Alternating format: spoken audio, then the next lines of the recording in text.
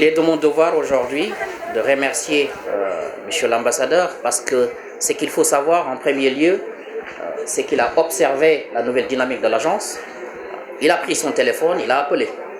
Je ne le connaissais pas auparavant.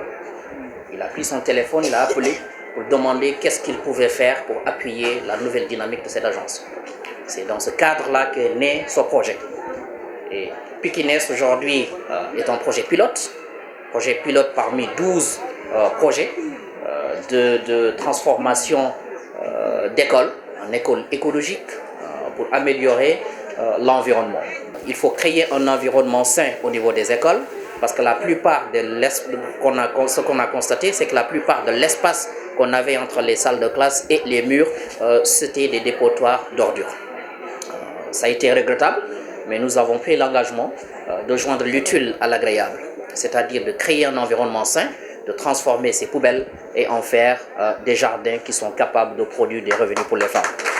Nous sommes là pour trouver des solutions au changement climatique, des solutions à la désertification, des solutions à la question de la résilience alimentaire. Il est de notre compréhension que la couche la plus vulnérable, ce sont les jeunes et les femmes, parce que ces braves femmes sont aussi soutiens de famille, si elles ne sont pas chefs de famille.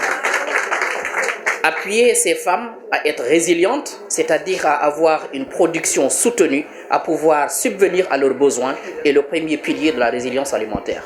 À la recherche de solutions, nous sommes confrontés à la question de l'espace.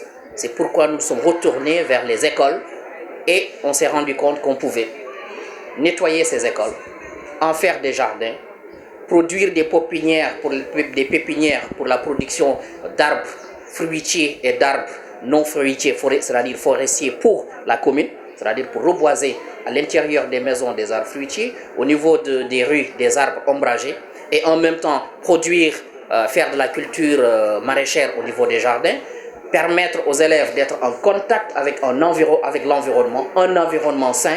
Je dois dire que c'est un investissement qu'on a optimisé pour permettre à ces femmes-là de fonctionner avec zéro charge. Je dis bien zéro charge, parce que l'électricité est à partir d'un panneau solaire qui est indépendant. Nous avons fait un puits au niveau de cette école-là, qui alimente aujourd'hui avec une pompe submersible, qui alimente le jardin. Donc il n'y a pas de facture d'électricité, il n'y a pas de facture d'eau. Et vous ne payez pas pour la protection parce qu'il y a des grillages. Ça veut dire tout simplement que vous n'avez pas le droit à l'échec. Il est de mon intime conviction que l'échec se prépare comme le succès se prépare. C'est assez important parce que vous êtes capable de produire à partir de cette école 600 000 francs CFA par semaine.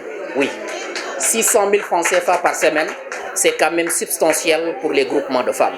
C'est une action magnifique à plusieurs égards. Tout d'abord parce qu'elle associe, bien entendu, un volet éducation, permettra aux enfants de s'adonner et de découvrir, de s'initier aux sciences et aux différents aspects de l'agriculture et du jardinage, mais aussi parce qu'elle contribue à quelque chose de plus grand.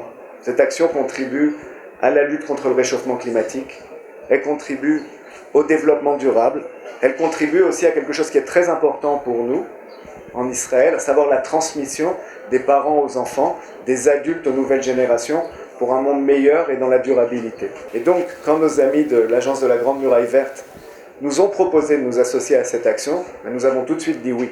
Nous avons tout de suite dit oui parce que nous avons compris qu'au-delà de l'objectif concret qui est en jeu, nous avons la possibilité de nous associer et de faire ce chemin ensemble avec des agents de changement, avec des gens qui sont là pour faire évoluer les choses, des gens qui sont là pour faire évoluer les choses pour le bien du Sénégal, et de notre côté, nous donner cette possibilité d'œuvrer au rapprochement israélo-sénégalais.